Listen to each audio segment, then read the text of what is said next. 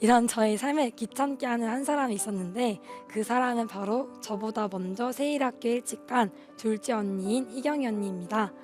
언니는 월요일 날에 학교로 등교하고 금요일 날에 다시 집으로 왔는데요. 저는 언니가 오는 금요일이 되면 너무 싫었습니다.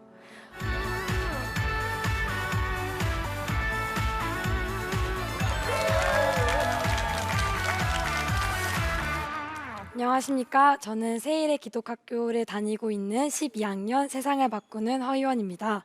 지금부터 제가 한 행동을 보여드릴 건데요. 이 행동이 무엇을 뜻하는 행동인지 맞춰주시면 됩니다.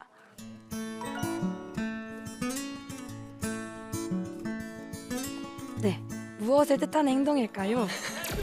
네, 맞습니다. 핸드폰을 하는 사람들의 모습인데요. 길거리에서도 핸드폰을 하는 사람들을 일컬어서 스마트폰과 좀비를 합한 스몬비라고 부릅니다. 지금 제가 스몬비를 언급한 이유는 제가 바로 그 스몬비였기 때문인데요. 저는 그보다 더 진화된 레벨 2 스몬비라고 할 수 있을 정도로 심각한 핸드폰 중독자였습니다. 저는 일주일 동안 밤을 새면서 핸드폰을 하고 낮에는 좀비처럼 살긴 산 적도 있었고요. 카페에 가면 대화를 하기보다는 친구들과 게임을 더 많이 하도록 유도했습니다. 이뿐만이 아니라 친구들이 저한테 웹툰 이야기를 하면 제가 보지 않는 웹툰이 거의 없어서 그 웹툰을 주제로 이야기를 한다고 하면 대화가 안 되는 경우가 거의 없었습니다. 제가 보고 있는 웹툰 사이트만 해도 4, 5개 정도 되었었는데요. 제가 보고 있는 웹툰 중에서 신의 탑이라는 웹툰이 있었습니다.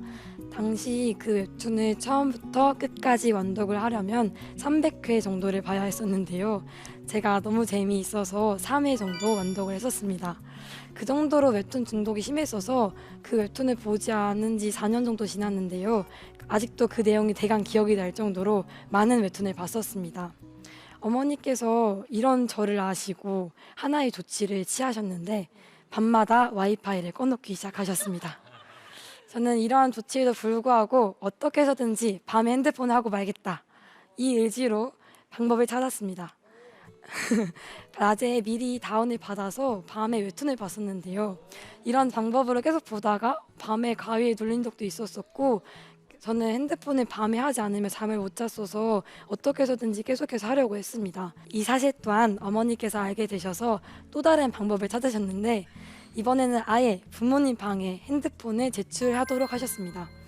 그래서 저는 대체 어떻게 하면 내가 밤에 핸드폰을 할 수 있을까? 이런 질문을 가지고 계속해서 방법을 찾던 중에 방법을 찾게 되었고 공기계를 구해서 어머니께는 제 핸드폰을 제출하고 실제로 핸드폰을 할 때는 공기계로 했습니다. 이렇게까지 핸드폰에 열정이 컸었고 핸드폰을 하지 않으면 살 수가 없었습니다. 그런데 이런 제 삶에 계속해서 찾아오는 것이 하나 있었습니다. 그것은 바로 허무함이었는데요. 핸드폰을 하면 할수록 제가 느끼는 것은 허무함이었습니다. 그런데 이 허무함을 느끼면서 저는 계속해서 허무함을 다시 채우려고 핸드폰을 하였고 핸드폰으로는 채우지 못하는 것을 스스로 알지만 바꾸려고 하지 않았습니다. 이런 저의 삶을 귀찮게 하는 한 사람이 있었는데 그 사람은 바로 저보다 먼저 세일학교 일찍 간 둘째 언니인 희경이 언니입니다. 언니는 월요일 날에 학교로 등교하고 금요일 날에 다시 집으로 왔는데요. 저는 언니가 오는 금요일이 되면 너무 싫었습니다. 언니가 집에 와서 하는 말이 희연아 핸드폰 그만하고 언니랑 같이 대화 좀 할까?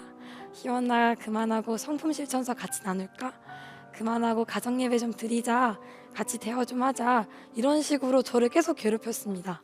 안 그래도 저는 금요 중보 기도회를 드려야 하는 날이어서 너무너무 싫었는데 언니가 와서 잔소리까지 하니까 금요일은 제게 정말 최악 중에 최악의 날이 되었습니다. 금요일은 제가 핸드폰을 하루 종일 할 수 있게 되는 날이었는데 그 날을 언니가 계속 방해하고 괴롭히니까 저는 언니가 너무너무 싫었습니다. 그런데 참 이상하게도 언니가 함께 하자고 하는 것을 하면 항상 제 얼굴은 이렇게 웃고 있었고 보람이 찼고 기뻤습니다.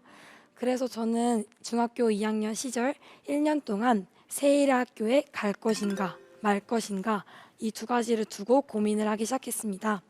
1년 동안 언니는 행복한 모습을 계속 보여줬고 하나님 때문에 기뻐하는 모습을 보여주었습니다. 그래서 이런 모습을 통해서 세일학교에 가야겠구나 라고 결심을 했고 저는 그렇게 세일에 갔습니다. 간 이후로 저는 어떻게 되었을까요?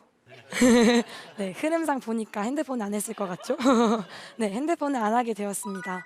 그런데 핸드폰을 안 하게 되었다 이것에 대해서 두 가지 의문이 드실 수 있으십니다.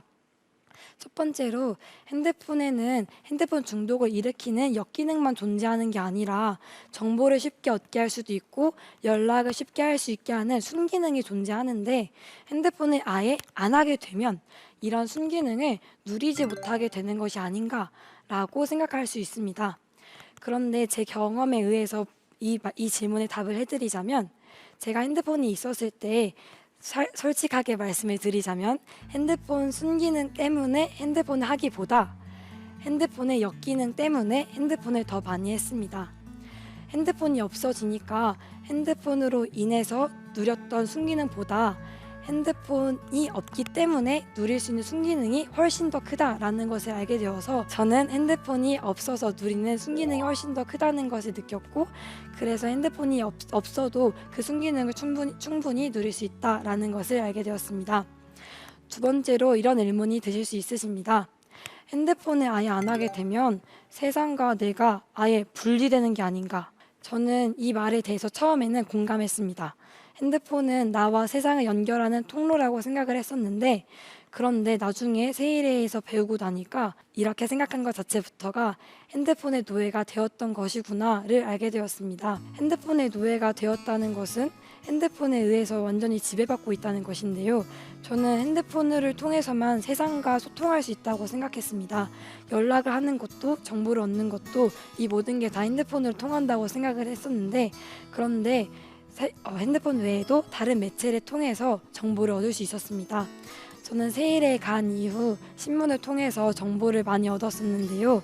정보를 신문을 통해서 얻기도 하고 연락은 또 다른 방법을 통해서 하기도 하면서 핸드폰이 이 세상과 나를 연결하는 통로가 아니구나를 알게 되었고 핸드폰으로만 모든 것을 다 할 수 있다는 것이 아니다라는 것을 알게 되었습니다. 세일의 거의 모든 수업은 미디어 리터러시 능력을 향상시키는 수업입니다. 특히 미디어로 세상보기라는 수업이 있는데요. 이 수업을 통해서 저는 미디어를 분별하는 방법을 배울 수 있었습니다. 미디어를 분별하는 과정을 통해서 하나님의 세계관을 펼칠 수 있게 되었습니다. 그 이유는 제가 미디어를 분별하는 기준이 하나님이었기 때문입니다. 한 예시로 피노키오라는 드라마를 분석한 적이 있었습니다. 이 드라마의 내용은 거짓말을 하면 딸꾹질을 하는 여자 주인공과 언론에 의해서 누명을 쓰게 된 남자 주인공의 이야기입니다. 처음 봤을 때는 그냥 사랑 이야기이고 나중에 그냥 선이 이기게 되는 권선징악의 교훈을 담고 있는 이야기다 라고 생각을 했었는데 그런데 나중에 수업 시간을 통하여서 분석해 보니까 이 드라마가 품고 있는 내용은 미디어의 힘과 언론의 힘이 얼마나 큰지를 보여주는 드라마였습니다. 미디어는 사람의 생각을 쉽게 바꿀 수 있고 행동을 유도할 수 있는데 이 드라마가 품고 있는 내용은 바로 미디어의 힘이었고 언론의 힘이었습니다. 이 사실을 알게 되면서 저는 미디어가 갖고 있는 힘이 얼마나 큰지 또 그 미디어를 분별하는 중요성이 얼마나 큰지를 알게 되었습니다. 또한 미디어를 접하게 되면 아무 생각 없이 빠져들기 쉬운데요. 저는 이런 미디어로부터 벗어나서 하나님의 시선으로 하나님의 마음으로 미디어를 바라볼 수 있게 되었습니다. 미디어를 통해서 오히려 하나님 나라의 세계관을 확고히 다질 수 있게 되었습니다. 현재 고등학교 3학년인 지금 제게 핸드폰이 생겼습니다. 예전에도 핸드폰이 있었지만 예전의 저와 지금의 제가 다른 것은 딱 하나입니다. 바로 제가 달라졌다는 것입니다.